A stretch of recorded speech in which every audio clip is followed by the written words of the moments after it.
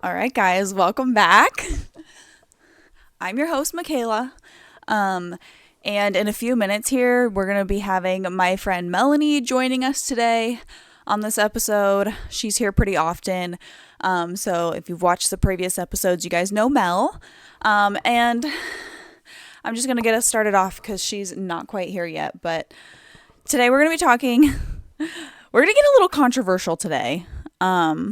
And we haven't really done an episode like this, but it's been crossing my mind lately. I've been seeing just a lot of just conversations, I guess, coming across my social media on some different people in the horse community, social media community. And I thought this would be an interesting episode idea for us to chat a little bit about equestrian influencers and, or I guess content creators, whatever you want to call them, and kind of how we perceive them and what they put out onto the internet. So take everything we say here with a grain of salt. At the end of the day, this is just our opinion. Nothing is factual, and this nothing we say here is meant to spew hate towards these people or anything. All that we can hope for is for people to be good to their horses and to be good horsemen, and to always want to improve and do better. So honestly, at the end of the day, what we say here is a grain of salt. It doesn't really matter, and I go to bed every night not even thinking about these people. So really, it's not that big of a deal. But yeah, hope you guys enjoy this episode, and we'll see you when Mel gets in here.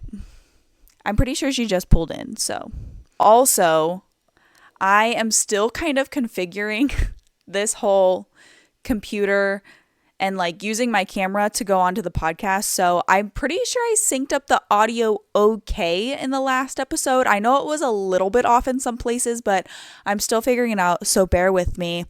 When I record and I edit it all, and I get the recording synced up with the audio sound, it looks really good on my video editor and it matches up good. But then when I export it, it's different. So if you're new here, I'm not a very techie person. Okay. I think for those of you that have been around a while, you know that I'm not very techie. I'm not very good at this type of thing. So I'm trying. Okay. So bear with me. Mel just got done wrangling some ducks. So she's here now. Hello. You can hear me. Yeah, I had them separated all day. Girls loved it. Boys did not. Imagine that. So why are you separating them so they don't procreate? Well, even if they procreate, it's not a big deal because they're just eggs as long as they don't sit right on them.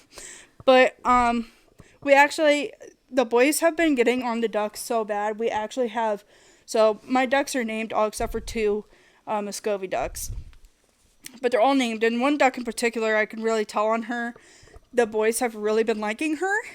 And we have way too many boys compared to the girls, and she actually in the middle of her back where the wings meet is going bald.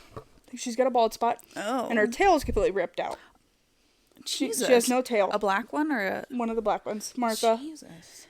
So do ducks go through obviously they have a menstrual cycle, but do they go through do they show signs of heat like mammals do?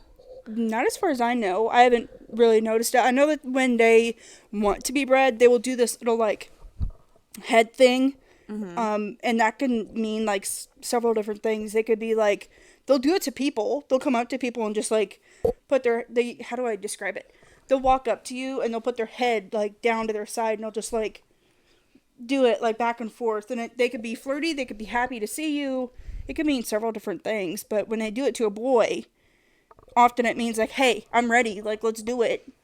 But yeah. I'm you guys are literally going bald. Stop. Leave them, let them leave you alone. And then half time you're getting chased around. You're I don't want it. And I'm then stop asking for weird. It.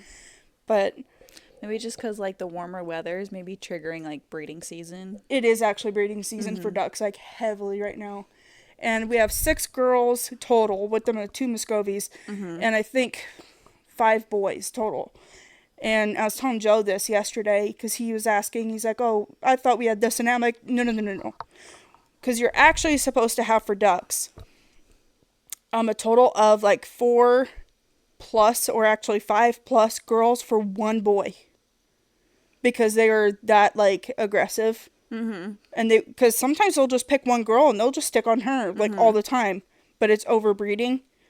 Yeah. And that's what they're doing. Just fight over them. Mm-hmm. Actually, yeah, I've actually seen one boy will be on, say, Martha, and then another boy, like the 2 other boys will be standing like on the other side, just waiting their turn, or another one will just try to get the one that's on top of her actively like off. Mm-hmm. Or I actually had to separate them, or not like separate them. I didn't separate them yet, but I went over and like told them, get the hell off of her, because they were both trying at the same time. And then once the one got done on her, the other one that was waiting got on her right away. I'm like, absolutely not. Get They're off. just taking turns. They are. Oh my God. They are. And then it's even harder for them when they are not in water, because then it hurts their joints, like their hips and their breastbone. Yeah. So then I got to, like Maria, she's walking around with a gimp because of that. And I'm like, you know, you did have this to yourself, bitch. Yeah. Yeah. But she finally just started laying. So like the pictures you seen of the black eggs, those are from her. I'm like, yes. And I don't know which one. So she must be a lot younger than the other ones? She is. She's the youngest one besides the 3 boys, because they're all the same age. But she's the youngest girl out of all of them. So I'm like, finally, she's laying. So will you put them back together like when the weather like steadies out, or? Probably. When breeding season calms down, I might put them back together or try to. I probably will, like, when I can't separate them anyway, because like I don't have anything to cover the top of where the boys are right now, or like where I was putting them today. Yeah. And say if a hawk or something were to come over, they're free game. Like they'll just come down and get them. Yeah. And so I'm like, there's nothing I can do. Mm-hmm.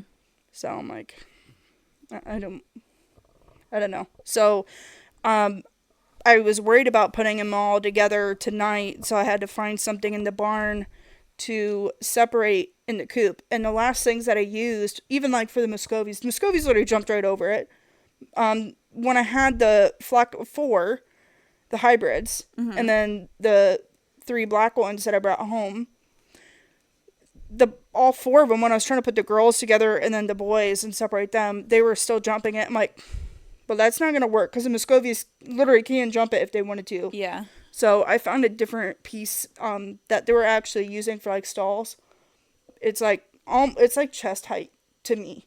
So I found that in there, and it goes almost all the way over to where the like the countertop or whatever, almost over to that. So I used one of the other boards that I used before.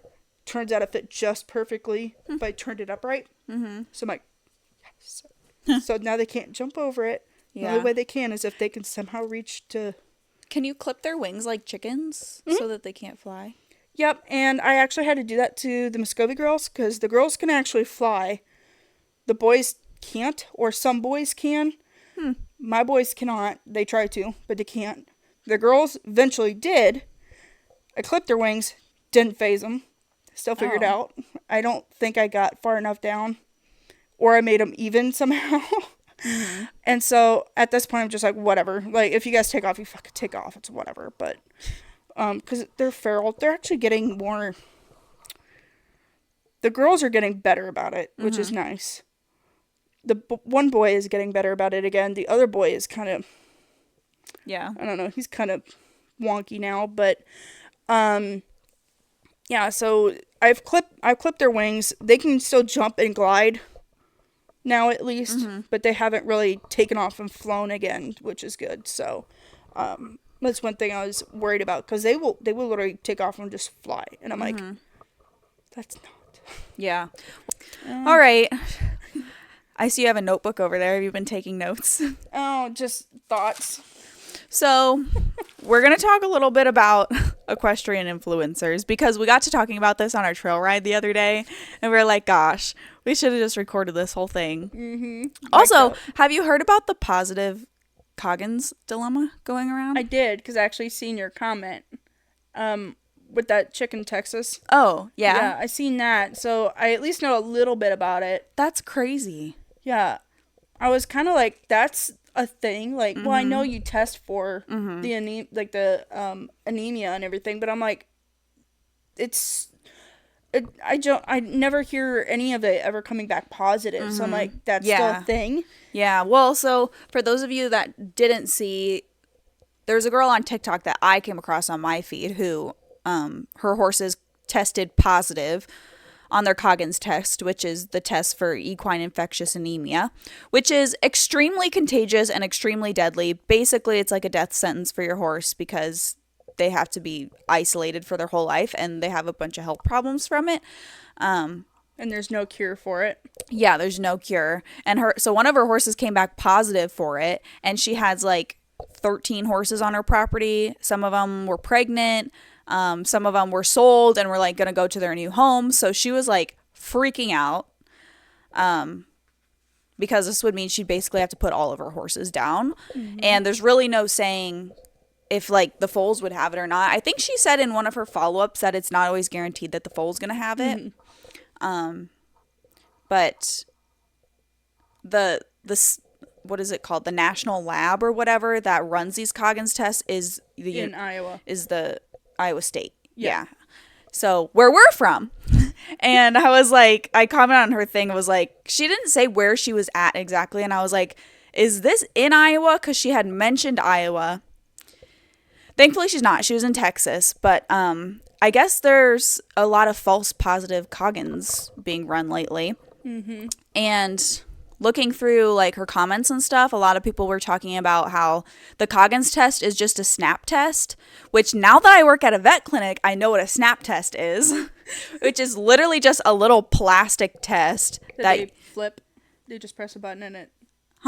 Well, it goes in a machine. It's just like a little plastic, like rectangular, I don't know what you even want to call it, vessel, and it's like half an inch tall maybe, and you put the blood on it, and it's supposed to like, I'm sure some of them are different, but the ones that we have, like, it has little dots on it that will come up if they're positive for what you're testing for, and the machine like crushes it and snaps it, and that's what they're called, a snap test.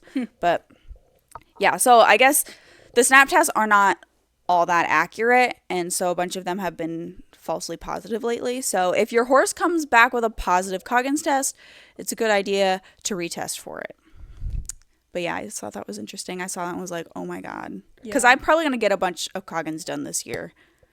I know some people get them done every single year. Well, I think a lot of people, because you're supposed to have it done, you have to have it done when you leave state. Yeah. So I think a lot of people leave state. And then I know a lot of places, like if you go to shows, they require it. They require a clean bill of health within the last like 30 days, Coggins test in the last 30 days, sometimes even sooner. Like they want it within a couple weeks worth sometimes. Maybe I'm just not heavy enough into the show crowd, but like I only ever get Coggins done like if I know I'm going to be taking horses out of state like for the year, and I usually will only get it done on like one or two of my horses, but I've never had it done to like show or anything.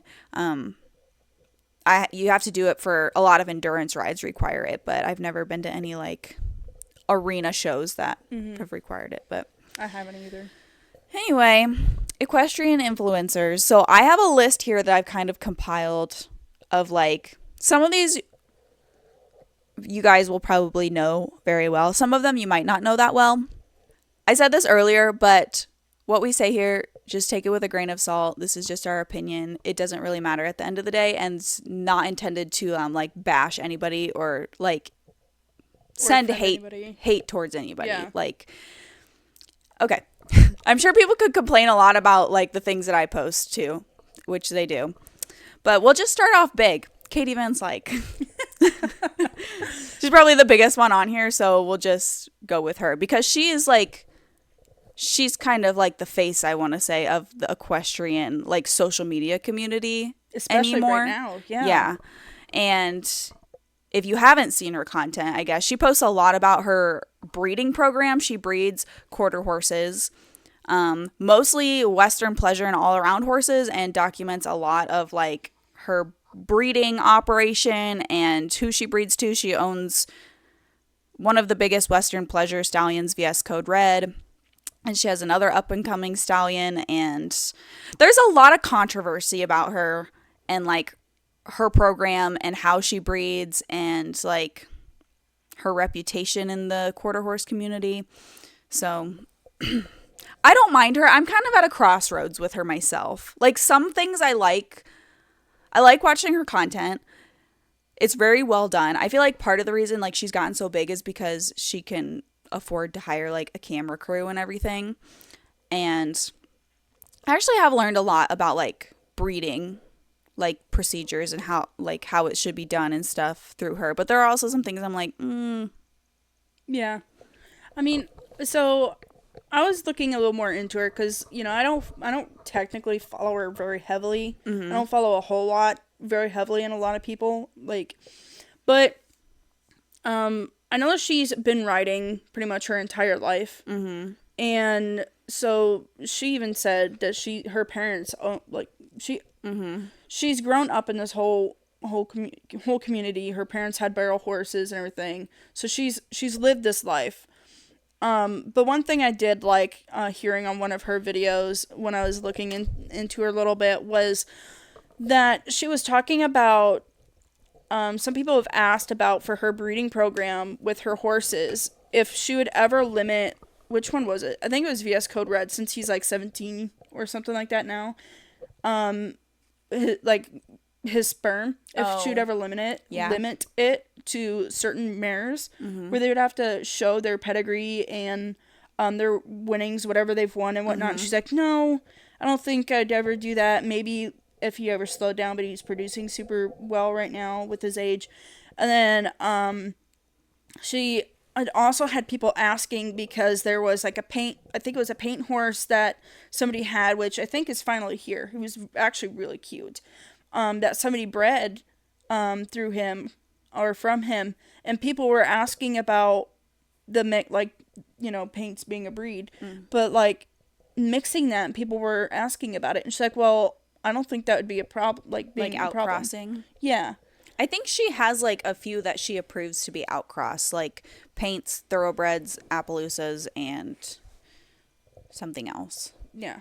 Because they're all in like the show industry, and they all show in the show pen, and she thinks it would be a good cross.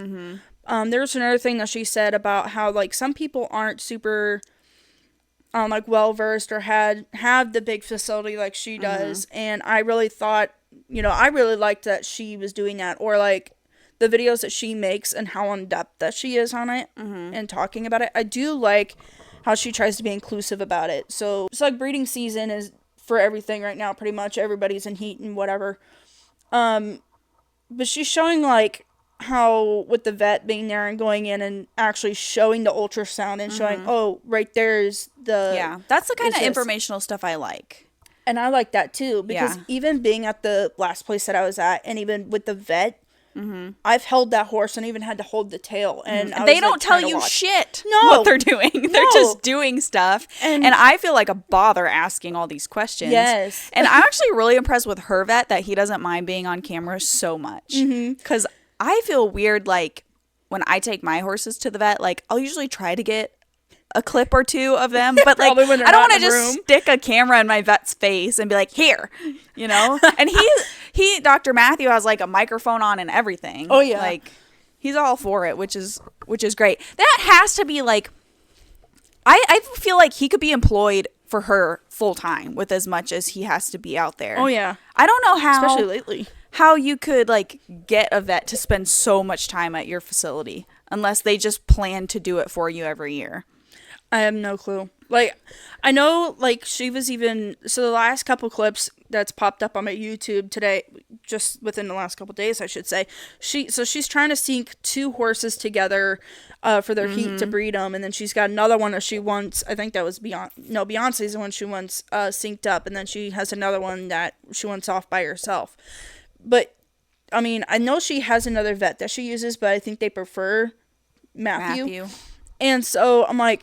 Look at how often he's probably got to come out, because they were talking about like, oh, Thursday and then Monday they're gonna try again. I'm like 4 days a week. Like, I know that it takes a lot of money for having horses, and that's actually a video I listened to today by another influencer we'll talk about. But like, I'm like, holy crap! I can only think about the amount of money, dude, putting in to have this done.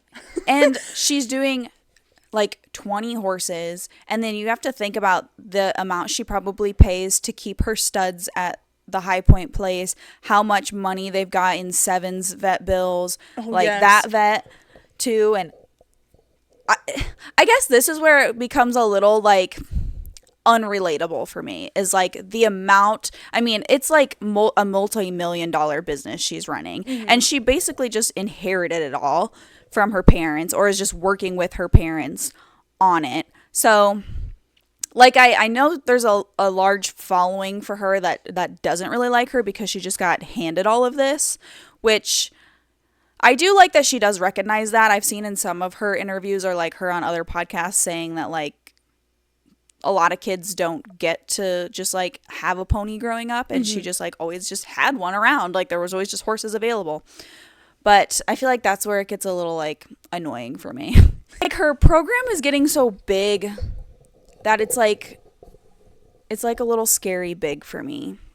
I mean, like where she's breeding the she just has donkeys, so many goats. Well, I didn't even think about them actually. I'm just talking about like just the horses. I mean, she has like 25 horses now, and then she was saying in some videos that they ordered a building to put up a new barn and put like 25 more stalls in that barn, and it's like holy shit. And she keeps like 3 or 4 of her yearlings or her colts every year from each batch. Yeah. And I think they just asked her if she was keeping another one, and I don't know what the answer was because I didn't have my sound on, but I'm like, dude. And a lot of them are out of her stud, so it's just another one she can't breed to her stud, which is fine, I guess, but it's like that means you gotta find another. She doesn't ride them. No. So it's like, who's gonna show all of them? And then even if she wanted to, I mean, you can't ride them or even show them yet because they have to be in training for years. Yeah, for several years until they're grown up. So there could be like 16 more foals she's gonna keep between now and the time that these ones are in the show pen. Yeah. I mean, it's a little crazy to me, and like, and then she's got like just the pets. Like Seven is obviously just going to be a pet forever. Well, there's no way he'd be able to. And I don't even know how being a pet's going to do, because he's going to be like, and I know this is a very controversial thing for a lot of people too, and I know a lot of people are all for it, but you know, like you were saying, it comes in with the money too. Like she has the money to do what she's doing with him. Average person wouldn't, and he wouldn't be here. But like, he's going home soon too. Did you see that? No, I didn't. I think they're bringing him to Running Springs like this week or something. Like he's going home. I haven't seen updated video on him either, so I don't know how he's walking now compared to the last time I seen. But like last time I seen, I mean, he was able to do a little bit of loping, but he's still pretty stiff-legged. Yeah, and not in a good way. Like he's still having mobility issues, and he's gonna have such early on set arthritis. Like, and even the Dr. Ursini is the vet that Seven's been with. She's even said that in multiple videos, and like the fact that they literally don't know if he's ever going to be able to walk normal, or if things are ever going to heal like normally, and what the future holds for him, which I don't know. I guess it's like, how long, how much money, and how long do you draw out the horse's process before you decide if he's going to be better or not? Like, I can understand to a point of like medical science. I mean, I kind of get it. Like, in a way, I'm kind of happy that it happened, that she's doing this, because the more medical science we have on things, the better for the future. Right. Yeah, he's probably been a huge learning experience for like those vets and all their students and everything. Exactly. Because we won't know until we get a horse to do it. Like, there's a nutritionist podcast that I listened to, I shared with you, and they were talking about like, some people have asked like aloe vera, which you and I know how that works, but they're like, well, between that and some other things that people have asked about, I don't even know what it was, but they can't do certain tests because those certain tests end up having to be where you have to put the horse down to actually be invasive, and nobody wants to do that to a live animal. Right. Whereas if it was like a cow, you can easily do that to a cow. When it comes to a horse, that's like that's totally different. It's not something you consume. Right. So, yeah, it's hard to say. Like, I obviously hope that Seven, like, heals to a point that he can be comfortable in a pasture, but, like, geez, he's a year old now, and he's, like, getting chunky. ooh. Like, he's obviously way smaller than a normal yearling, but, like, for the condition of his legs, like, he's not going to be just a frail little guy forever. And, like, from the looks of Katie's pastures, like, in some of her videos, she obviously has ones that are, like, more hilly and some that are flat, but is he ever going to be able to navigate, like, when it's muddy and slippery out and, like, going up and down hills and, like, you know, and he's so young, like, you can tell he wants to play and he wants to run around, like, with Gretchen and stuff, but he can't because he trips. And, like, I've noticed with the videos of him that, like, his fetlocks or his pasterns, like, the tendon, you know, that, like, they control their hoof to go up and down. Like, he can't, like, get his hoof up, so he just, like, drags them and trips on them. Yep. And, like, the vets have said, we don't really know if that's ever going to correct itself or not. And that's like, dude, like, he's never going to be able to, like, run around. You know, maybe he will, maybe he won't, but it's hard. It's very hard. And, you know, and who's to say, like, he could make it to, like, 10 years old and you know, and who's to say how stunted his growth is going to be. Yeah, it's like, hard to say. Yeah. So, yeah, I don't know about all that, but also, like, I'm a very natural horsemanship type person. If you're new to my channel, I like to just let horses be horses, and Katie has a very, like, hands-on, controlling approach to, like, her foaling out, which some people have an issue with. Some people think it's totally fine. Personally, I prefer to be more hands-off with it, and she's, like, in there from the second her horse, like, goes into labor until, like, the foal is out, and is, like, in the stall, in and out of the stall, like, lights on. Constantly, she's got, like, all these camera guys, like, staring at the horse while she's giving birth, and, like, I think she live streams the birth for, like, her her paid subscribers or whatever. Oh, like a Patreon thing? I think on her TikTok you can pay, like, a monthly subscription and you get, like, exclusive stuff and whatever. But yeah, kind of like Patreon. Didn't know TikTok. And she'll live stream it, and I'm like, dude, I don't know. Is that in the best interest of the horse, really? Is it detrimental? No. Obviously, the horses are fine. But, like, I don't know. I just always think of the best interest of the horse. The horse probably wants to be left the hell alone. But I thought, so I don't know if you've seen that last birth video that they had on there. I can't remember what the horse's name. It was, I think, an old gray one or something. I don't know. They thought she was going to be a dragon mom, but she ended up not being. Annie? It might have been Annie. Oh, Phoebe. It might have been Phoebe. Yeah, I think it's Phoebe. But they had her in there, and they pulled up. So how the video started, they pulled up, and they got their phones out, and like, they showed the camera what they were seeing, and that she was in labor. She's restless. You can literally see the foal hanging out. Like, they're watching from outside, and then they're inside, literally right outside her stall, lights on above the stall. And I'm like, why didn't you just wait outside in case something happened? Just, I wouldn't have even gone inside. I would have just left it. Just leave the horse alone. Like, horses are so resilient. Like, the horse can handle it. And I don't know. Well, then, like, they were standing outside the stall watching, and when that horse realized that they were standing outside that stall, she literally got up from laying down, came over to where they can put their head out, and she was literally sitting there, like, looking around, and they took that as, like, oh, she needed comforting. Even the comment section was like, oh, she just needed reassurance that you were there, needed comforting. And then that's when Katie was like, I need to go in there, and I need to help her, because she kept getting up and down.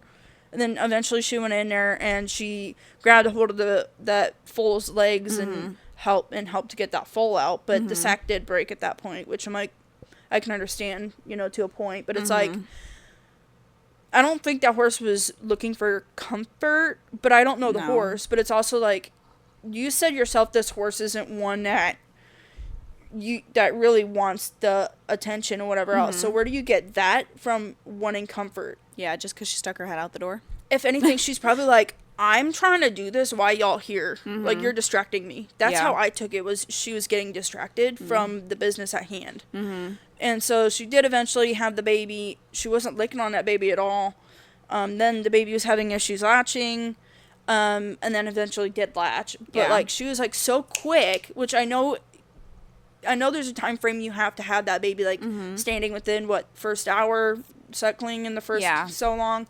And she was, like, in there. Mom wasn't licking on him. I don't know how long it was, but she went in there, started wiping him down, and then just constantly hands-on. And I'm just sitting there, like... And sometimes she'll even, like, if the colt is not eating, like, soon enough or trying to latch soon enough, they'll, like, be sticking their head under there and, like, squeezing milk into their mouth. And it's like, oh, my gosh, just let them figure it out. Dude. Like, they're gonna figure it out. She actually milked that horse and then put it in the fridge. So then the vet came the next morning and then asked him about if it would still be viable. If it was, she'll use it later on, because they weren't sure if there was going to be an issue for, like, during the night, since he was on and off suckling, or, like, he tried to and then she'd move away and yada yada. I'm like, well, you really didn't give him a chance. Yeah, didn't even give him a chance to, like, horse, bond. Yeah. You were in there from the moment that a foal was born. So, like, you took that bonding moment from that mare and that foal. The whole experience was just gone. It's just a little too much for me. Like, the foaling process is a little too much for me. Like, obviously she's been very successful on it and stuff, but... And she's done it for so long, and, you know, and I understand that, but it's also, like... I don't know. Is it the best thing for the horse? Yeah, I don't know. I've also heard some things, like, about her doing procedures on some of the horses, but she won't ever really disclose what those procedures are, or... Like, there's just been, like, some suspicious things I've heard about, but there's never enough detail on it. So even, like, with Seven, like, she talks about, like, the vets had to do a procedure on him this week, but never says what it is. It's like, well, what is it? Like, if it's, like, medically beneficial to him, wouldn't you talk about it? And there's been, like, horses in the past that people have suspected she's, like, nerve blocked or stuff like that, and... Obviously, I don't have proof of that. I don't know. That's just hearsay, but that's a little sus to me. Western pleasure community would not surprise me.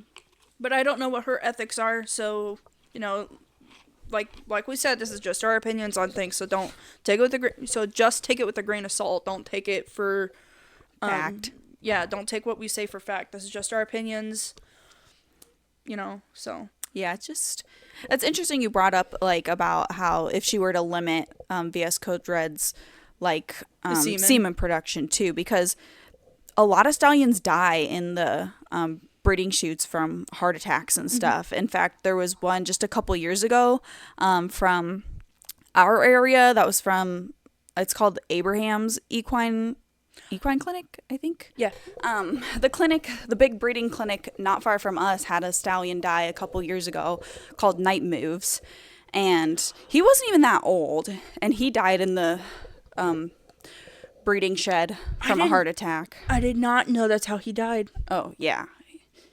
I did not know I actually got to see him there when I applied for a job there, but obviously didn't get it. But, yeah. I didn't know that, because I think, because there's a breeder in our area that has, I want to say, I'm pretty sure that was her horse. Yeah. But I know she's got horses bred from him. Like, yeah, I don't know the whole relation either, but. I'm going to say I don't know. I know that she's got foals from him. But I could have swear I see that she still sells the semen. But I did not know the story. Yeah, I didn't even died from a heart attack, but I don't know. So I'm 50-50 on Katie Vance. Like, about the same. Yeah, I like some stuff she does. Other things I'm like, But yeah, so next on our list is Fallon Taylor. I really like Fallon Taylor. I know she's got kind of like I don't know. There's a lot of people that don't like her. She's definitely got kind of a hate following. And I definitely don't think she's always been great. Like, in the past, she definitely could have done some things better. But I really like her now, or at least the person she is now. I like her. I think she's very positive. I think she's very encouraging to a lot of people. Mm-hmm. And she takes her own experiences and she turns it into something better, and she puts that towards other people and hey, and motivational. Yeah. And I really like that. She's very humble. Yes. I think that's really encouraging when you come from a place like me and you, who have had to work for everything and did not come from horse families and have had to literally just build everything we have from scraps. Even though she got her horses provided for her too, she she's always reminding herself of where she came from, and that not everybody has the same background and the same, basically nobody is built the same and nobody has the same everything. Everybody is different. Everybody everybody's just different. Everybody is built different. Yeah. I have seen online though recently. So there's a page I follow on Facebook. I think it was Barrel Horses something or whatever. I don't know, but they actually were. I think she's one of the hater people because she had shared something from Fallon Taylor because she was talking about after a barrel race. I don't know how recent this picture is, but Taylor used the picture. Or Fallon Taylor. God, Fallon used the picture, and I was a little I probably would use that picture, but I can kind of see what she's using. And it was her starfishing. Oh, yeah. And the infamous picture of Fallon Taylor starfishing. Yeah, and I don't know how old it is, because it's I never, I don't know. But, Fallon was using it and was talking about, I don't remember what she was talking about, but it was something positive, something big, and ignore the haters. And, you're always going to have haters and something else. Or that was the next post. Anyway, somebody shared her thing or took that picture and then made their own comment and was you can't talk great about this and that when you yourself are this and that. And I'm is there dirt that I don't know? What's going on here? I'm so confused. I'm yeah, is that not a great picture? No, but she's not the only one that does that. Yeah, not even close. I'm sure that there's literally anybody out there, anybody that barrel races, or not even just barrel race, almost anything, and you can get a picture of them doing something anybody can look bad in a picture. Yeah. You literally just snap something that looks awkward, that could have been literally a half second moment, and somebody snapped that moment, of course, and it looks bad or awkward or whatever. But that doesn't make somebody a bad horseman or a bad rider altogether. I actually think Fallon has really good horsemanship for a lot of the big time not just barrel racers, but big time horse industry people. She really values turnout for all of her horses, living in herds, and yes, being grain free and having access to forage all the time. She seems to really value her expensive horses and treating them like a horse still.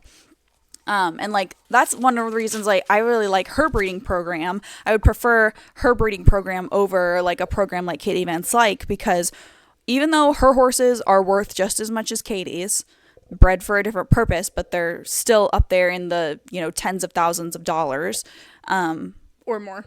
or more, and they live like horses. And she's got all these recent mares, and they're all just turned out in a big pasture. They get 24/7 hay, they get different types of hay, and they foal out there, and when weaning is ready or whatever, they bring them in. She doesn't do any foal alerts or anything. She actually talked about in her last breeding season, that she doesn't like foal alerts because they're too invasive. She just doesn't feel right about sewing something into her horse's hoochie business. And she talked a little bit about there's ones you can put on their halters, but she doesn't like turning them out in halters. So she's she just lets them foal out there and live in the mud, and let them just be foals and live in a big herd and learn how to be horses for the first year of their life. And I think that's awesome. I think that's awesome too. All her foals are fine. Yeah, none of them are dead. None of them are sick. They're none fine. of them have passed anything on to somebody else or anything. I will say I do like though that if bad weather were to come in or something, they do go out and they do bring them in, especially if they were just born. She has shown that. And I really do like that. I do like also that they do go out there and they do check the foals. They do make sure if it's okay, but they also keep their business. They don't get right up on that mare and foal, like, stay this close. They're nowhere near this close. I think, she keeps was her it distance. last year they were like looking at different cameras or buying different cameras or lenses so that they could get a better zoomed in picture of the foals when they were born, because they don't want to invade on like the herd dynamic after a foal's been born and like stressing out the mom and like, so they bought a better camera so that they could see it closer. And yeah, I just am like, why go through all of this stress, like bothering the moms, bothering the horses, like being so hands-on and invasive when the horses can just do it all themselves in a pasture just fine. And it's better for the horse. It is. Mentally, most physically. of those recips she has are feral. Really? Yeah, they're like, she says in most of their videos, all those recips are like feral. They have to go round them up. And I think most of them can like be haltered and tied, but they ain't friendly. I do like, because I did see where she was like talking about, or what was she doing? Like doing a bred check or breed check or whatever, like doing some kind of check, vet work, and they had them all tied, and she's sitting there saying like, some of these guys you might recognize because she has bought them from her viewers, and she's like, I got this one from so and so. I think I watched that too. That was a recent video. Was it? I was like, I like that. I'm like, I like Chin that nuts. she's going around. She has a horse named Chin Nuts. I think she bought from a viewer. She was showing where that was. I'm like, there was one recip mare that they were preg checking that she said was super old though. And I don't know that I liked that. No. I feel like at some point you got to let those girls retire. Yes. And that was one thing like Katie Van Slyke has been talking about recently, because she gets asked a lot, like, should horses be bred every single year back to back all the time? And Katie Van Slyke says, yeah, their bodies were built for this. This is what they do in the wild right after they have a foal. They'd probably be bred back by a stallion on their foal heat, and it's totally fine if they're healthy and stuff. But personally, well, for one, horses in the wild don't live that long. No. And they also have the ability to fight off that stallion. Yeah, they're not just... Yeah, they're not being forced to do it. Yeah, they're not being sedated and having it injected in them. Yeah, they're not literally having things like literally, like you said, inserted like that. So it's like they actually have the ability to kick that stallion in to refuse. Yeah, they literally have the ability to fight that stallion off. They literally have the ability to run away. They don't have that ability today until they're old, like. And the older they get, I just feel like at some point you got to let that mare retire. Like, she's done her job. Several times over. Yeah. Whether it's her foal or one that she's carrying an embryo for. Yeah. So, overall, I think I like Fallon Taylor myself. I know some people don't, and that's fine. But I don't know. I haven't found a whole lot about her, like, program, or at least what she shows us online to dislike. So... I don't know. She gets a 8.5 out of 10 for me. I will say, because I know that she's got that podcast. I don't know if she... Oh, yeah. I haven't listened to it in a long time. But... I mean, I still listen to it on and off since you shared it with me. And there was one that she titled, There's a Cougar... Oh, my goodness. What? I cannot speak tonight. There's a cougar in the car. Oh. And I really liked that podcast because... it made me kind of think of us and, like, how we, and I know that you and I were kind of talking about it, and I was telling you about it when we were out on our trail ride and stuff, and how, like, there's some people that might be older than us, younger than us, whatever. We have those certain people in our head that are off doing great, amazing things. And for Fallon's example, there was a guy that she went to go ride with, and he rides barrel, like, the full barrel pattern, full speed, bareback. And she got on that horse, and she told the podcast and her friend that was with her about how the fear that came to her, and about how it took it right back to when she had her accident and broke her neck. And she did do the barrel pattern, but she's like, there's no way I could be... I'm not as good as so-and-so, the guy that she was with. I can't remember that she was learning from. But she's like, well, her friend told her... well, she was jokingly saying there's a cougar in the car. Mm-hmm. So basically just get up there and do it when she was fearful. And then she's also saying that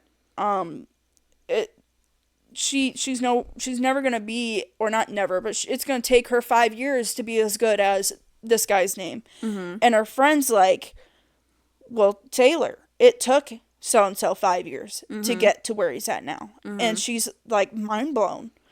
And I think oftentimes we forget about that ourselves. So I thought that was something would be a good thing for us to share here, you know, or at least to share too, because it made me think about, well, I always think about my own horsemanship on like how good you are with where you're at and how your horses are home and what you get to do daily. And I'm like, well, that's something I always wanted to do. Look how long it took you to do that. Mm-hmm. It'll take me just as long. Mm-hmm. Same thing for, you know, everybody else and what they're doing. Mm-hmm. And only because I got lucky. Whatever. You didn't just get lucky. Well, I didn't buy this place. But no, her message is good. Like, there's always going to be fear, like, lingering around, and, like, always going to be somebody doing better than you that had to work hard just to get where they're at, too. Mm-hmm. But, okay. We got to move this along because we're already an hour in here. Oh, shoot. The next one is Sausage, Socks, and Steve. This is a TikToker, if you guys aren't on the horse side of TikTok. I don't have stuff wrote down, but I didn't get all I see is hate on this person.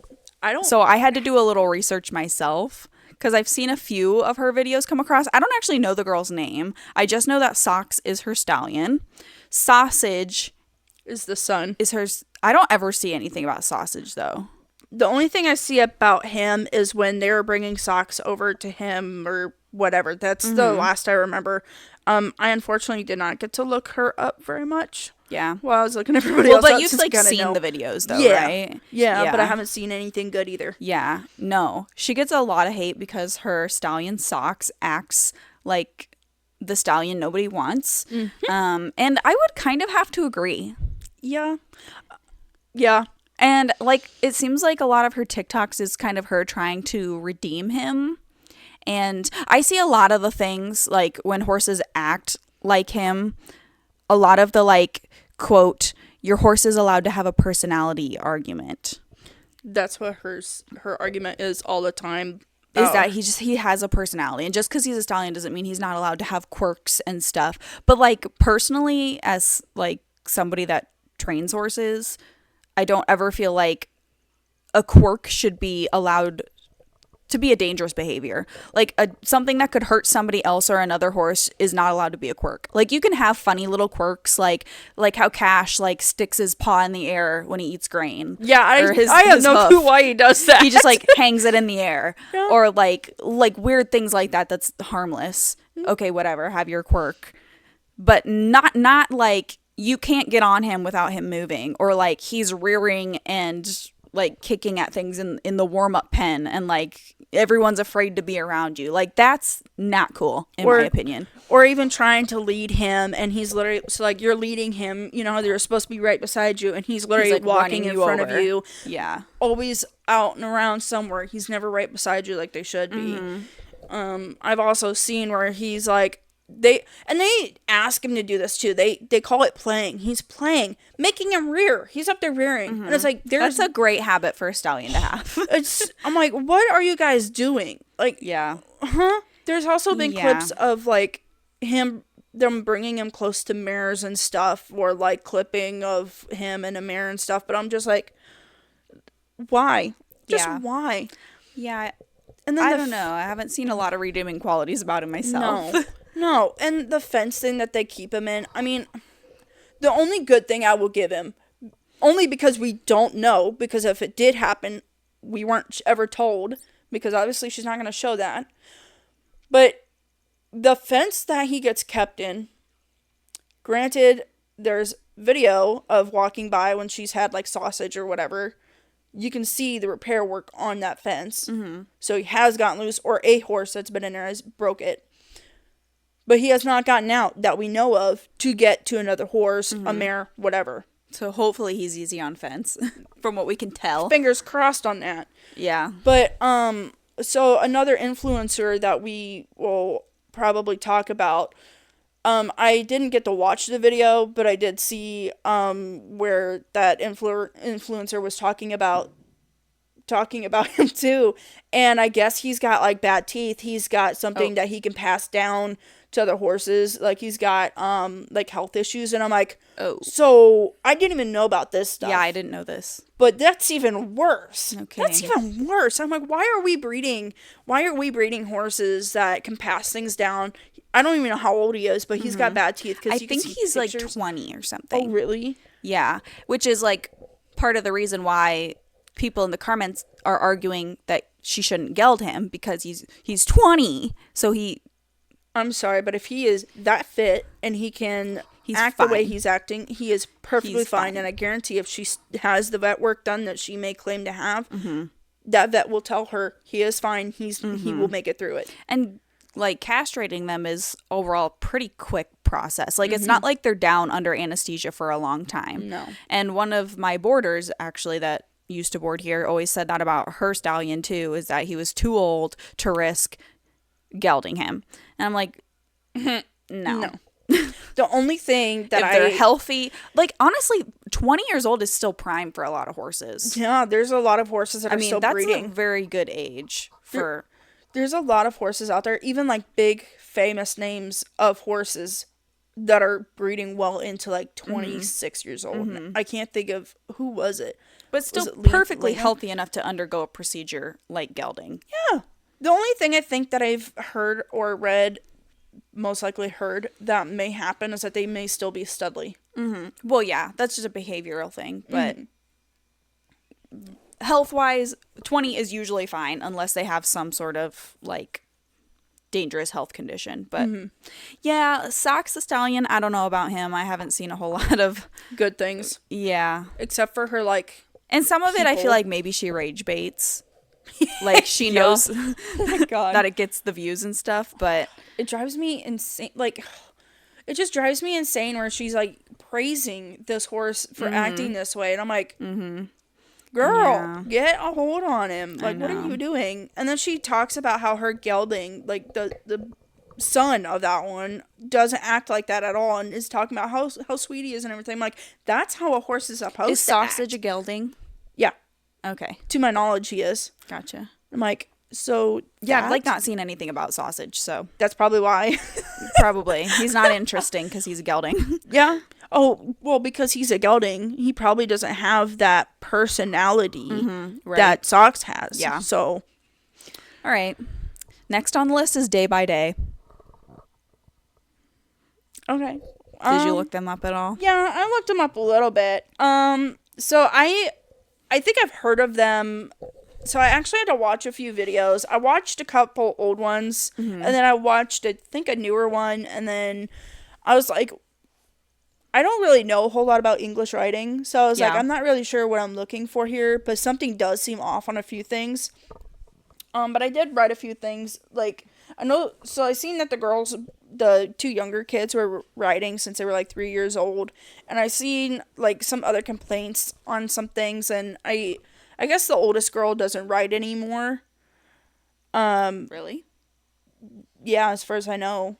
And one of the recent vlogs that Day by Day did, I think the oldest girl's name is Gabby. They mentioned that she hasn't been riding. Oh. So, because they have that horse that she was riding, what was his name? He was an all-black horse. Storm? Yeah, Storm. In their barn. Because I did not see which vlog it was that they suddenly had a farm, but the very old one that I seen, the youngest one looked like she was like 6 years old. So they were back in like a townhouse, a really small townhouse, and then all of a sudden they had the pretty farm. old. Yeah. So I started watching them a long time ago, before they even owned their own horses and they leased horses. Like I watched them back when they had Sabrina, if you guys know who that is. And I eventually stopped watching them once they became unrelatable, because it's very obvious the parents have a lot of money and they've bought these girls all these horses. Storm, when they bought Storm was like $5,000. Really? And they bought him. And what always kind of irked me about Storm is that he's very obviously a Western pleasure bred quarter horse. And so they bought him for Gabby as her first horse to ride English and to jump with and stuff. And his biggest problem was that he was too slow. They couldn't get him to like stretch out and lope out more. And he was literally ridden Western before like they bought him. I was like, it's because you bought a Western horse. You bought a Western pleasurebred horse to jump with. And like, whatever. He's obviously been a great horse for them. That's fine. But I stopped watching them once like they're just buying all these animals, all these horses. I think now they have like pigs and goats and like they had all these dogs and rabbits and like all of these animals, right? It was just like crazy. And the girls are homeschooled, so like they're home with them and stuff, obviously. Oh. But they just started becoming unrelatable. Like clearly they get whatever they want, and yes, they're very active. I'm not saying those girls don't deserve it or whatever, but like it's just not relatable for me anymore, you know? Like that they can just go out and buy a $5,000 horse and buy a acreage with a barn and then go buy another one with a bigger barn and like just buy one horse after another. It's just like, okay.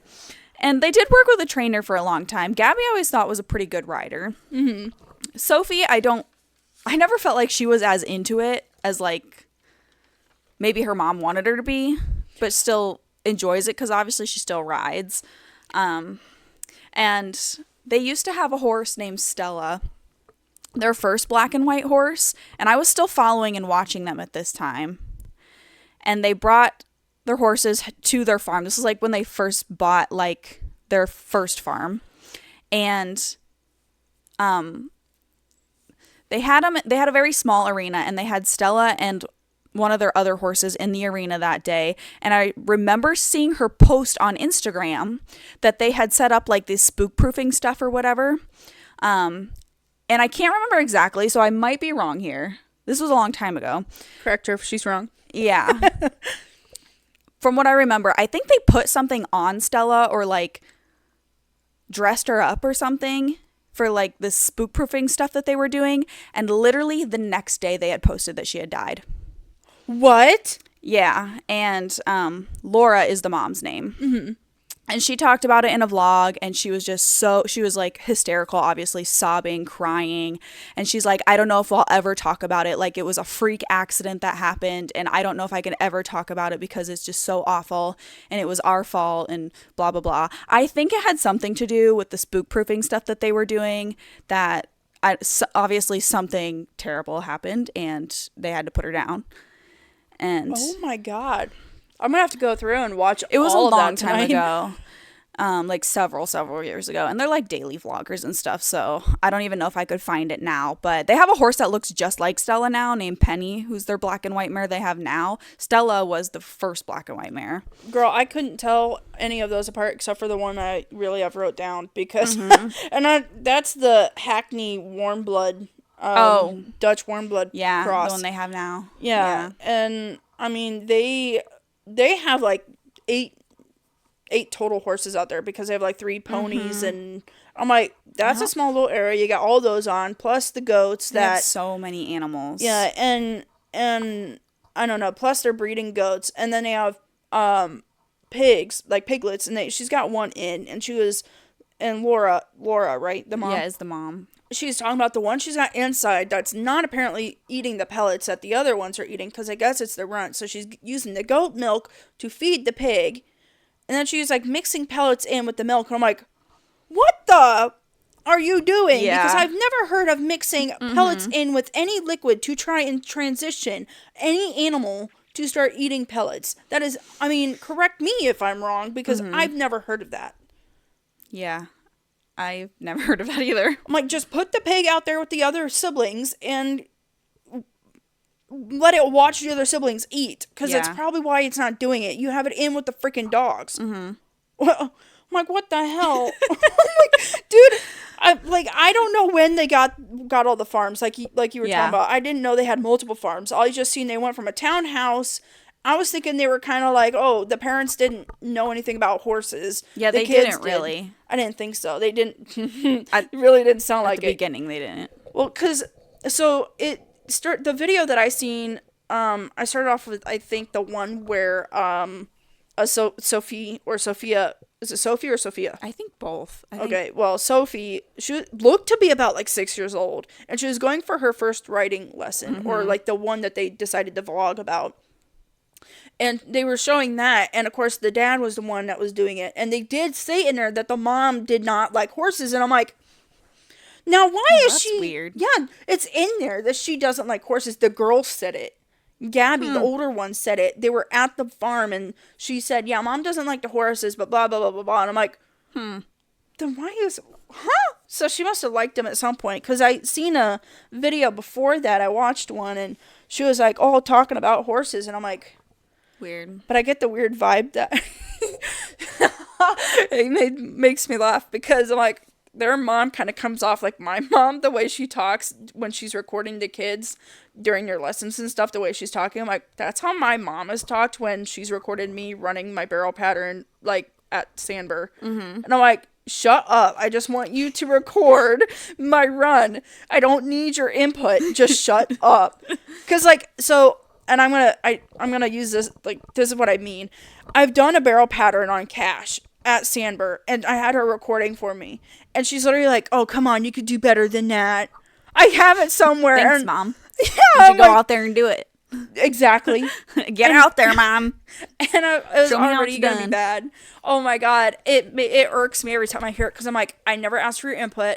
Like, just shut up, because it really irritated me. And I can only... So, like, another thing, I kind of see, like, with being relatable, because oh, my God. So, Sophia, I kept seeing it.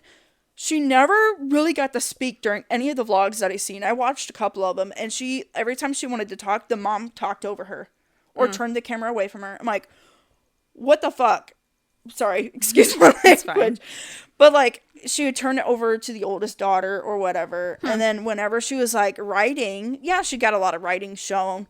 I've seen other influencers that have talked about them, like, how she gets, like, pretty much using her for the clickbait. And, like, certain pictures and stuff, especially now I think she's the only one in the house. Yeah. But, like, you saying about how they bought that Western horse, I seen a lot of people talking about that warm blood cross, and I'm like, that doesn't look right for how that horse is moving, and I don't think that horse is meant to be jumping. Oh. And it's not. Like, that cross...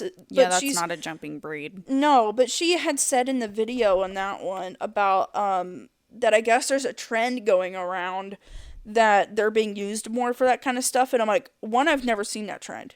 I'd like to see where that's a trend. And two, just because if it is a trend doesn't mean it's right or should be being done. Because... There was a trend going around that people were eating Tide Pods. People were snorting condoms, like, way back in the day. Was that right? No, people were dying from that. Yeah. Just because they're seeing if their Dutch harness horse can jump doesn't mean they should jump it. No. And then if you watch, like, so one of the other influencers that were kind of talking about it too, I guess almost every horse that they have had has come up lame. Oh. With Sophia, and I'm just like... Okay. I don't really see it with that horse particular. I don't really see it. And I mean, I'm not really looking for lameness, but that horse itself, like, the way it's moving, you can tell what it's bred for.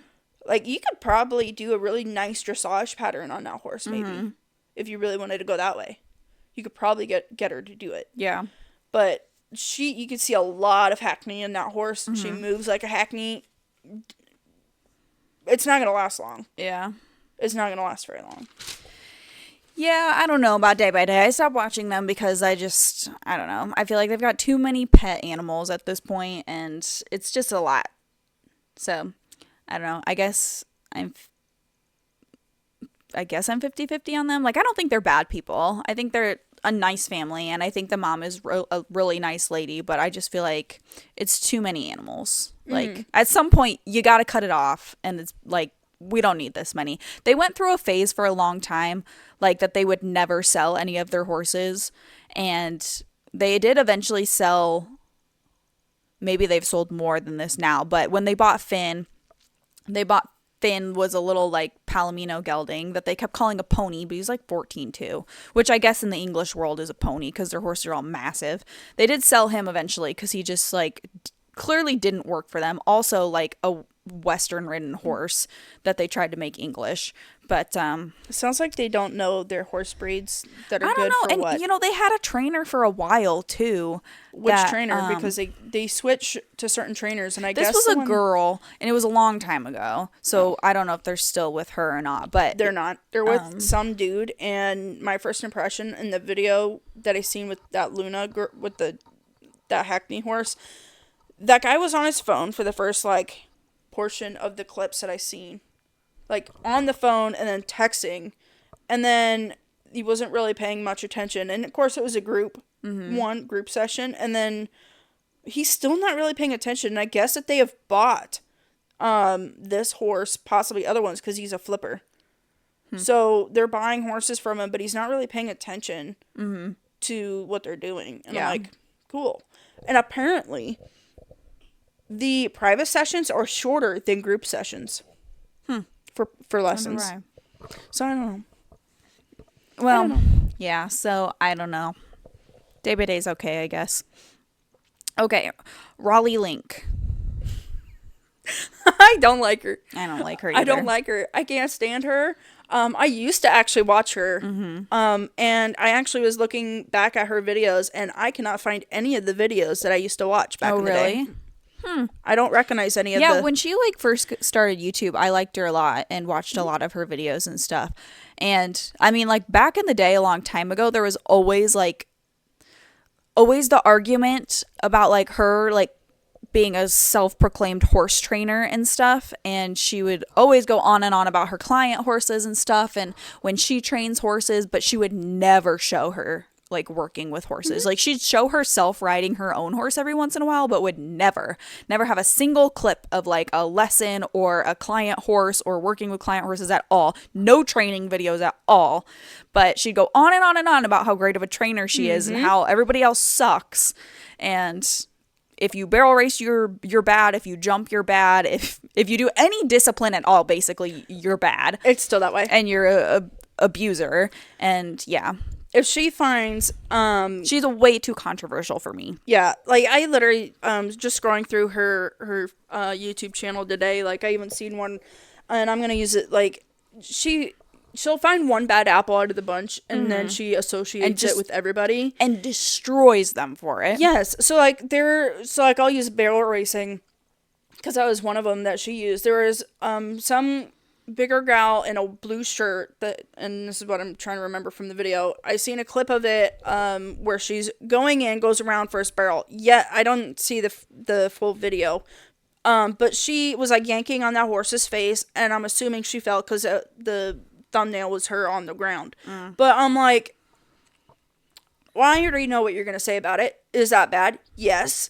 Because you don't yank on the horse's face. That horse is either not trained or she doesn't know how to do it. But I'm like, you're going to use this as an example for everybody that barrel races everyone out there. That barrel races is and horrible. You're going to associate that because there's a few bad ones. Yeah. No. And it's like... And she's like a classic example of like you look at the media these days and like you watch the news and it's just all negativity because that's all people want to report on. That's all people want to tune into is everything that's negative. And that's like what she's turned her channel into, like for the horse industry, is just everything negative about it. And that's like what sells. And I think that's why she does it, honestly. Like in her own personal life, she's probably not really, like, she probably goes to bed at night and doesn't think about it at all. Like she's probably not this opinionated and probably not that nasty in her normal life, but on YouTube she can get away with it because it makes her so much money and people watch it. I also find it really funny because like I said, you can't find any of those old videos. I really think she deleted them.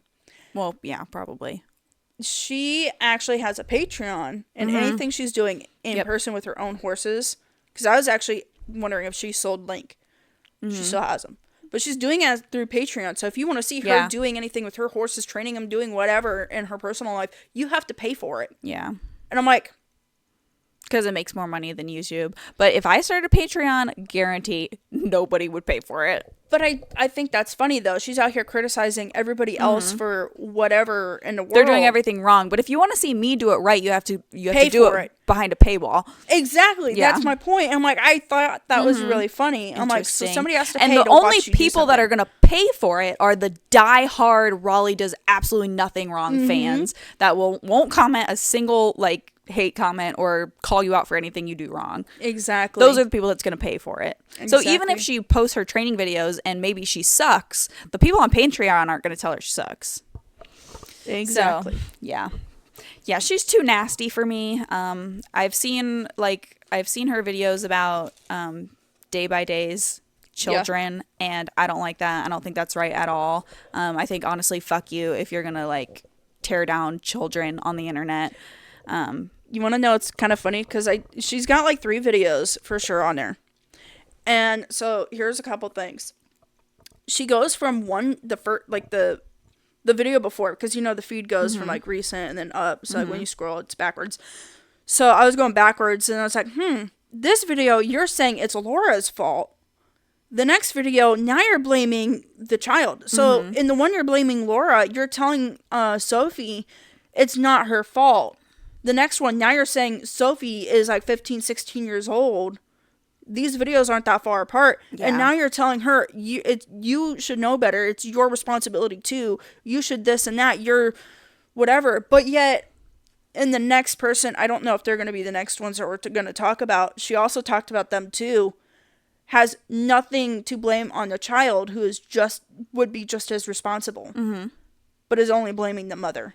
And I find that very, very weird and just kind of, I don't want to say hypocritical, but I just want to be like, it's very funny. Interesting how it changes so fast. Yeah. Like you want to talk crap about, like, this family is doing some, I don't want to say shady, but some like iffy things, I guess. I guess iffy would be the right word. Some iffy things, some things I wouldn't personally do and things I would personally definitely change.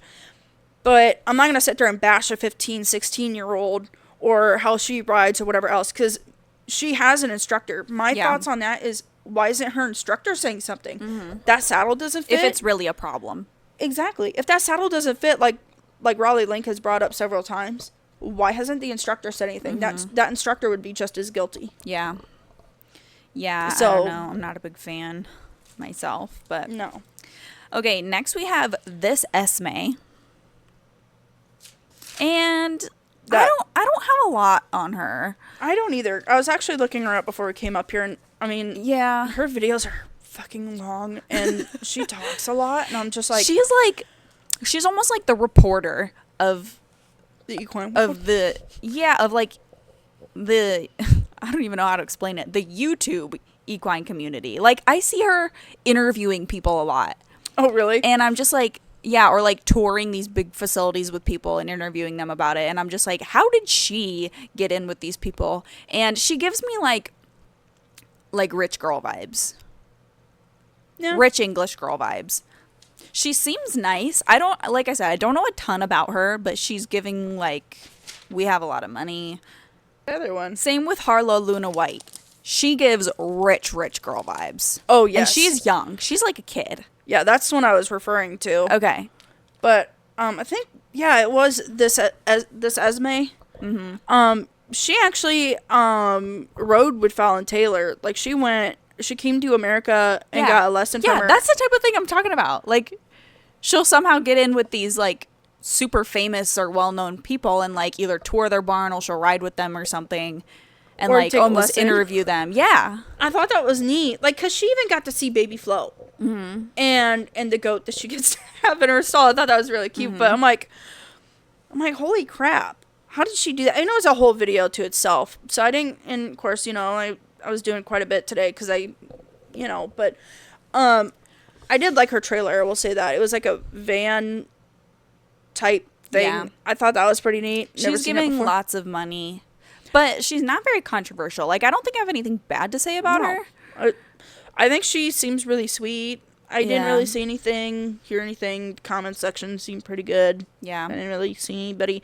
I mean, even from her GoPro of her riding, I didn't see anything bad. Like, she was talking you know, and talking about her day or like what they were doing, and nothing seemed bad about it. So I was just like, oh, nice. Like, you know, I don't have anything negative to say. Yeah, she's fine.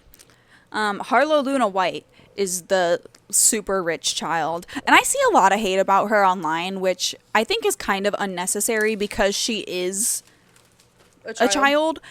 And, like, she can't help that she comes from a rich-ass family, obviously.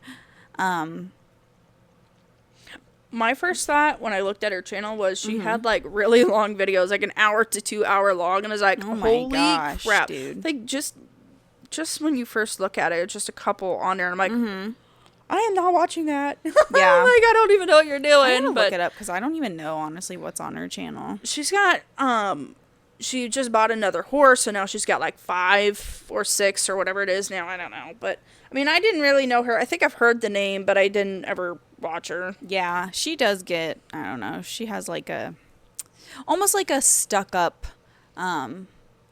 like stigma about her or something. Like, I could see that. For me, the couple videos that I seen today of her kind of gives me like, you know, do you see this one Organize My Horse box with me? I did not watch it. Oh my gosh, I think I watched like the short version of it. What, like a super nice ass freaking trailer? Really? Yeah, but like not anything, almost like a European style one, like not anything we'd have here in the States, but like super freaking nice. I did see when they were cleaning, so like I watched the one where they got a 4-year-old, which was an older one, and they were cleaning, or not cleaning, they were putting like stuff, shavings down so they can load them up the next morning. And I was like, nice. So they load them through the back and then they bring them out through the front. Or yeah. No. The walk-through kind. No, that one was this Esme. This, no. They're both blonde and write English. Oh my God. I think, no, theirs had the thing on the side, and then that's how it was. And it was just a box. So I have no clue. Her video, How to Groom and Look After Your Shetland Pony, has 11 million views. Then that was her as like a young kid. Oh my God. All right, guys, we have to finish this without video because my SD card filled up. So sorry about that. We only have a couple more left, though. Yeah. I will say one thing before we move on is between these two families of Harlow Luna and the other family. Day by day. Yeah, Day by Day. Is since they are both like family based, I really hope that they're careful with them having children on there, because I really hope that they don't ever turn into like a Ruby Frank. I just got done watching the documentary before you really? got here. Yeah. I really hope they don't turn into something like that, because if you've heard the case and watched the case, and that's extreme. But there is a lot of talk about like child labor and like influencers and stuff anymore about like how they should be compensated and stuff. So it's tough to think about, especially when you're getting like 11 million views on a video. Like, she was little in that video. Like, I don't know. Yeah. But next on our list is Nina Kua. Did you do the TikTok research on her? Because she's been going all around TikTok lately. Yeah. That's all I keep saying. I thought about addressing it on TikTok, but I'm not that big into the horse space on there yet, so I didn't say anything. I looked her up when you sent that to me of look her up. I was like, who is this? And I think I actually seen a couple like come across my feed from her before, and I was just like, at first glance I was like, what am I looking at here?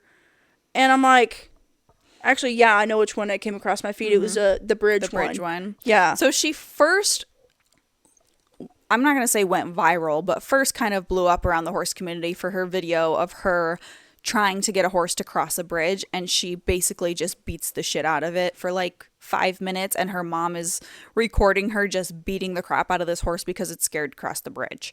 And that pissed a lot of people off because it just clearly showed like a very low level of horsemanship and just trying to beat a horse into doing something when the horse seemed very harmless, just scared of the bridge. He was literally doing circles, and I don't know, like jumping not a full jump, but like literally like doing a half jump of like turning himself away. It was like a pivot, but like his front feet barely lifted off the ground to turn away. He was literally turning away from it because something was freaking him out on going across it.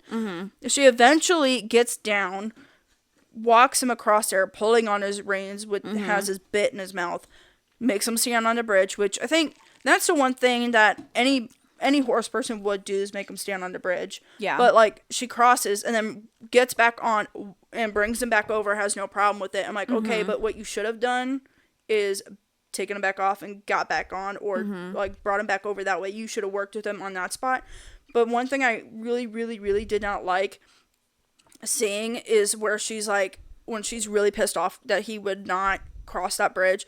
I don't know if anybody else caught it, but, like, with her hands, she's literally whipping the reins on him and screaming at him, kicking him, like, she's literally just beating the crap out of him. And I can't remember if she had spurs on or not, but I don't remember either. She's, like, pretty much the equivalent of what starfishing would be.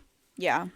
Kicking him. Yeah. Like, maybe not that extreme. She wasn't all the way out there, but, like, she was kicking him that hard.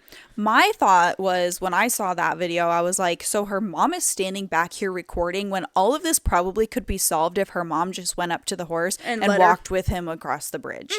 Because you can tell the horse, like, wants to please, like, he wants to do something right, but he probably never encountered a bridge before, or he's scared of the bridge, and her only solution is just to beat the crap out of him until he goes, and then eventually she has to give up and walk him. She did say that he's crossed that numerous times, but all of a sudden he just had an issue. I'm like, okay, then there's something else there causing that issue, so work with them on it instead of beating the crap out of them. Yeah. Yeah, so that was the first time she went around the horse community. This recent time is a video of her with the horse in a wash rack, like in his cross ties, and he, like, lifts his back leg, and her caption of the video was, like, him trying to kick her, and she just, like, smacks him on the side, and then I think she does it on the other side as well, and he lifts a leg, and she just smacks him on the side, and there's some people that are actually familiar with her in real life that have been coming onto TikTok saying that she's doing this for rage bait, like she's purposefully posting this stuff Wouldn't that surprise me. Because it blows up. Well, especially now. Yeah. And so some people have been, like, reacting to the video and stuff, like, was it necessary for her to smack him or not? Personally, when I saw the video, I didn't think it was necessary. I didn't think so either. He didn't give me any inclination that he was going to try to kick her. It is a huge horse, and it's a baby horse too, I guess. It's probably a 2 or 3 year old. And he just, like, lifts his back leg in the air, but his ears are not pinned. He's not side-eyeing her. He wasn't even moving his head. Like, he was standing still.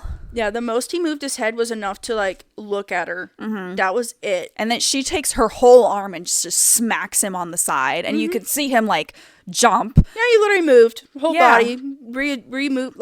Replaced his feet. Because it startled him. It's like, what did I do? Yeah, like, what the hell was that for? Personally, I thought it was unnecessary. Like, the lifting the leg like that. Like, I have some horses that, like, Sugar does that because she hates being hosed off. And, like, to me, it's giving more like a, ew, I'm uncomfortable, I'm wet type of thing. Like, when they pick their foot up like that. I saw another trainer kind of respond to it where she looked at it as, like, the horse felt really good. He was probably really hot out. He's getting hosed off, and lift his leg like, hey, maybe you could get under here. I don't know. To me, like, my horses do that sometimes where they'll lift a leg because they're like, ew, I'm wet. This is uncomfy, and I don't really like this. But none of them would ever think about kicking me. And to me, that's what her horse looked like. He was just, like, uncomfy because he was wet. Some people in the comments said that it could have been water just dripping down into his manly bits. Yeah. And I'm just like, I mean, you watched me hose down April the last time it was really nice out because she had poop all over her back legs. And the water was cold. It was blowing. It was cool, windy day, but it was nice out. And she was sitting there, the way her back legs were moving, it was cold. She did not like it. That's something totally different compared to how he was doing it. And it's like, you know, yeah, he wasn't moving his feet completely, but if a horse was going to kick you or threaten to kick you, they would have done it, and that was not a threat to she kick. She smacked him again because he picked up the foot on the opposite side. Yeah, that she wasn't even on. He's not going to try to kick you with his opposite leg. Yeah, like, you're not on it. I feel like she was looking for a reason to hit him, and that was her reason. Yeah. So, I don't know. She gets a thumbs down for me because there seems like a lot of unnecessary aggression there. Yep. But the last one on our list is Cowboy at Heart 82 on TikTok. Oh my God. Did you look him up? Yes, I did. And at first I was like, the first pinned video that I looked at, and I'm like, what the fuck is even happening? Pardon my language, but I'm like, what? Yeah. Because I couldn't understand what the hell they were saying. It was just two guys who were standing there, and then they let the horse go. And I'm not going to lie, I thought the horse was lame on the back left foot because the way it was moving. I was like, what the fuck? He's not as big. He has 100,000 followers on TikTok. Yeah. But that really? Because his like ratio is yeah, he's got a few that have blown up. But, yeah, I came across him actually just today and was like, this is interesting. The guy's name is Steve, and I don't think I don't know. He does something with racehorses because he goes to the track. I was kind of. He also breaks out a lot, and some of his videos seem kind of nice where he's like feeding the horses like fruits and vegetables and stuff. Him himself doesn't seem that bad, but these groups of people that he's recording are the ones that seem bad. Oh my God, there was one. So like he's going on these trail rides with like a crap ton of people. Like I don't think you and I have been on that many people. And there was this one, and it's like a part of a ride that he has already like posted afterwards. And so actually there's two things going on in that video. And the one, so there's this horse that's kicking. So it's a 2-part video. I think I know which one you're talking about. There's the girl has a whip or something in her hand. I'm like, what are we doing with that? Your horse is apparently kicking. That's probably not a good thing to have in your hand regardless. But she's like down. We're acting kind of afraid of his back end, which probably doesn't help. But like she's trying to tie a bow in there. But like she's just sitting there like touching his back end with it, making him kick. And I'm like, he's probably been hit with it. That's probably why he's kicking. That's exactly what I'm thinking. And she's carrying that the entire time on the ride in another clip. But behind her, if you watch, oh my God, I literally stopped it, wrote this down because my jaw dropped. This heavier, I don't like talking about people's body weight because I'm heavier myself, but this guy was big for this. Big man. Yes. So you know what I'm talking about. Yeah. This horse, a lot of these horses are thin, like on the thinner side. They're not like a fit thin. They're like, they could probably use some more calories. And he's riding this horse. This horse is drenched, like lathered in sweat.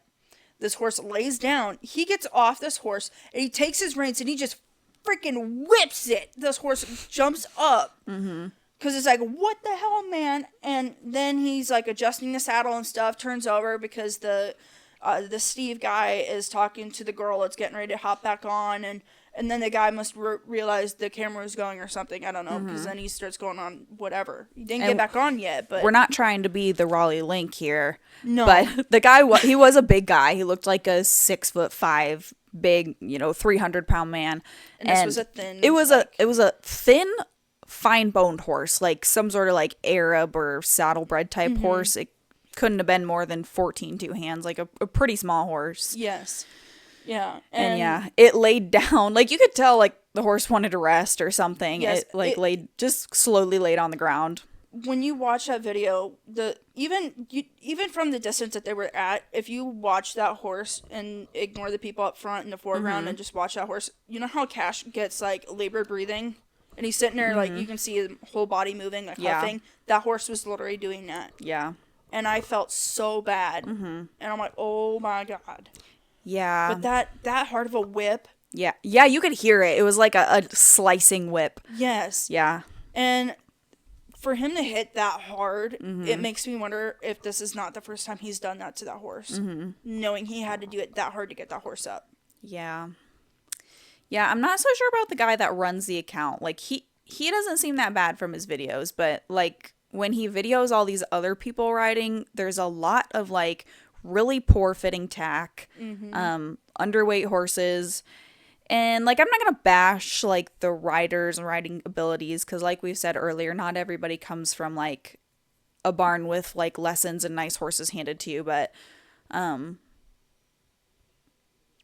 there seems to be, like, a consistent pattern of the riding abilities there, which is, it looks a lot of cowboy mentality, which Yes. I feel like there's two types of cowboy mentality. There's, like, cowboy 'em to get 'em broke, and there's, like, cowboy 'em, To be stupid. yeah, to prove I can ride this thing, you know? And I like, really think that's how they are. Like, on one of those trail ride videos, there was this guy that was standing on the back of a horse, and this bit, I don't know what they were using, but, like, this guy's, like, and I have pictures of myself being on, when I was younger, on April, on the back. But, like, I felt so bad holding on to those reins, but I didn't want her to take off.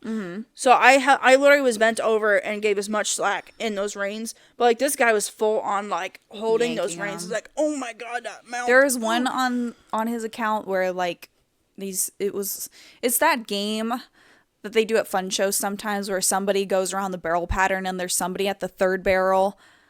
Pickup man? Yeah, that one. And they get on the horse. It's like two men getting on this horse and they try to run it back and the saddle slides off the side of the horse. And it's just like, you can tell it's like that group of people at the horse show that, like, yeah, their tack is falling off and, like, the bit's hanging out of the horse's mouth and they're, like, heels are up in the sky and they're just, like, can't get control of their horse because their horse is being fucking nuts. And it's like, oh my god, stay away from them. Like, just don't go near those horses, you know? Well, I mean... There was one, I think the horse, like, the two guys on the horse, like, came off and the horse took off in this huge crowd of other horses. And it's just like, it's chaos is what it is. It just looks like complete chaos. And, like, ugh. So, in one of the comments section on one of the videos somewhere, where was it? I think one of the girls, they were doing, like, some kind of fun day, like what you were talking about, but they were just doing barrels at the point. And there was a girl that was doing barrels. Actually, I think the horse was definitely trained on it because it wasn't that bad of a run. I think maybe I saw that one too, but she just holds on for dear life the whole time. Yeah, and she's, like, ripping on the face of that horse, and she's just holding on the entire time. And no technique involved, just holding on for dear life. Yeah, couldn't get that horse to stop. And everyone's like, yeah, ride that horse. Just some things that are brought up. It's like, I don't see where anybody was bringing this up. I don't know why you have to make it a certain thing. And I'm just like, this is what's going on and it needs to be fixed. Yeah. Like, or at least try to better yourselves, because you want to say it's making this community look bad. Well, it is, because look at the poor writing skills. Nobody's bettering the skills. Yeah. Nobody's helping each other. Like, Yeah. if you're a better writer or you, like, know something is wrong, say something. Right. Well, and, like, the guy that runs the account, the Steve guy, he's posted some videos of, like, him giving, like, somebody a lesson or whatever that's never ridden before. The guy fell off. No, it was a girl. Oh, it's not the one I see. It was a woman. And actually, like, him giving her the lesson and riding with her, like, the saddle she was in and stuff actually didn't look like it fit the horse that bad. And, like, she looked okay on the horse. So I was like, maybe this guy isn't that bad. But I don't know about the rest of the people. I'll say, if he was working, because I want to say he was somewhere at a track and he got this horse off the track. I don't know if he bought the horse or if he works at the track. I don't know. But if he has any association with some kind of track, I would really, really hope that he has more knowledge than half the people that's been shown in his videos, and he knows how to do something. Because, like, I personally would be ashamed of myself if I couldn't do any of that and I worked somewhere like that. Yeah. Yeah, I don't know. Again, not trying to just bash this guy, but there's definitely a lot of room for improvement, in my opinion.